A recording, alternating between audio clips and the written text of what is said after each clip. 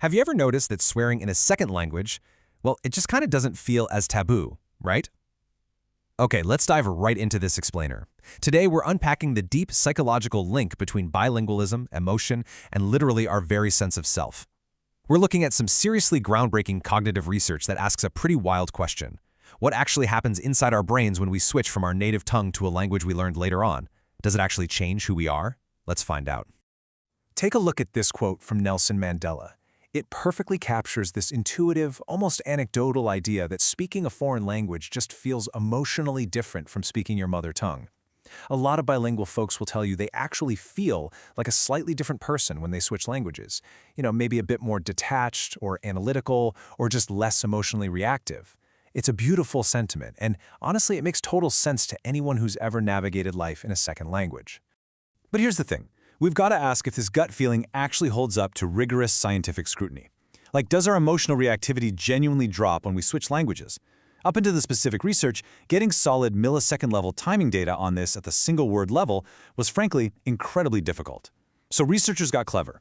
They designed an experiment with a remarkably low language processing load to test if this foreign language effect is a real thing at the most automatic, subconscious levels of our minds.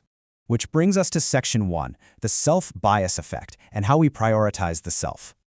Now, the core concept you need to know here is that our brains automatically prioritize absolutely anything connected to me. We process it way faster than information about a stranger. Think of it like a mental VIP lane. If a word or a shape is associated with you, your brain gets this sharp automatic spike in focus. You recognize it faster, you remember it better, and you make fewer mistakes. It is an automatic emotional binding that is practically impossible to ignore. Moving on to Section 2, the shape label experiment, testing these emotional bonds. So I want you to play along in your head for a second. If I tell you a triangle represents you, a square represents your best friend, and a circle is a complete stranger, how quickly do you think you could verify those matches if I rapidly flash them on a screen? Well, that is exactly what the researchers did here. They gave participants these simple rules, put them through a short learning phase, and then just fired shape label pairings at them, forcing them to hit a button to say if it was a correct match or a mismatch. The setup was pretty brilliant. The study took native Spanish speakers who were highly proficient in English and had them do this exact rapid-fire shape matching test. They wanted to see how fast they reacted to the different labels. Half the group took the test completely in Spanish, so their native language, using words like tú and amigo. The other half did the exact same test in English, their foreign language, using the you and friend.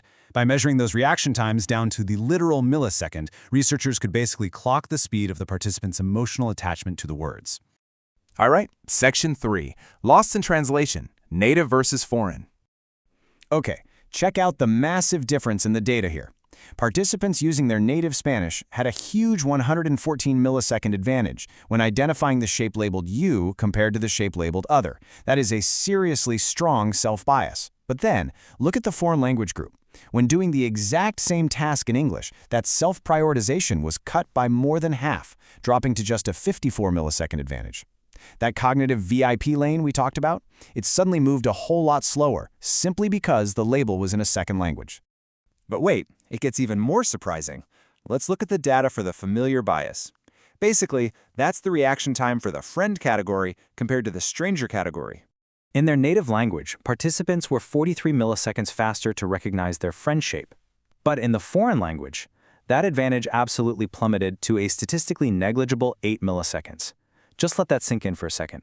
The word friend in a second language barely registered any faster than the word for a complete stranger. Wow. As we can see confirmed here, using a foreign language completely stripped away the automatic emotional attachment that's usually triggered by a close social bond. It wasn't just, a slight delay. The familiar effect essentially vanished altogether. The brain just flat out did not grant the foreign word for friend the same emotional priority as the native word. Now you might be wondering, hey, maybe this is just a difference between how Spanish and English operate. Well, just to be absolutely sure this wasn't some weird quirk of the two languages, researchers tested a control group of native English speakers doing the task in English. And guess what? They found the exact same robust 124 millisecond self-bias in their mother tongue. This proved beyond a shadow of a doubt that the drop we just saw wasn't about the English language itself, it was entirely about the language being foreign to the speaker. Let's dive into Section 4, a multilingual mind and mixed contexts. So, for this next experiment, researchers essentially threw both languages into a blender. They set up a randomly intermixed, rapid-fire, multilingual context for a brand new group of participants. So, 1 second the screen flashed you, the next second amigo, then other, then two. It was wild. The brain had to instantly switch between native and foreign emotional contexts. And the results here, truly fascinating. While the native word for you definitely still held a strong processing advantage over the foreign word, we're talking 131 milliseconds versus 97 milliseconds, the brain actually adapted to this mixed environment in a really surprising way. In this chaotic, dual-language setting, the brain equalized the emotional response for the friend category across both languages, landing at around a 32 millisecond advantage for both. It just goes to show that while the self-bias is deeply rooted in our native tongue, our cognitive system is astonishingly adaptable to the changing emotional resonance of a bilingual environment. Which leads us to Section 5, why this matters, looking at the big picture. So, what does this all mean? Well, these numbers are basically mathematical proof of a psychological volume knob being turned down. But why does this happen? The source material suggests it all comes down to how we actually learn. Think about it. Native languages are acquired in emotionally rich family environments. They are full of love, scolding, laughter, and tears.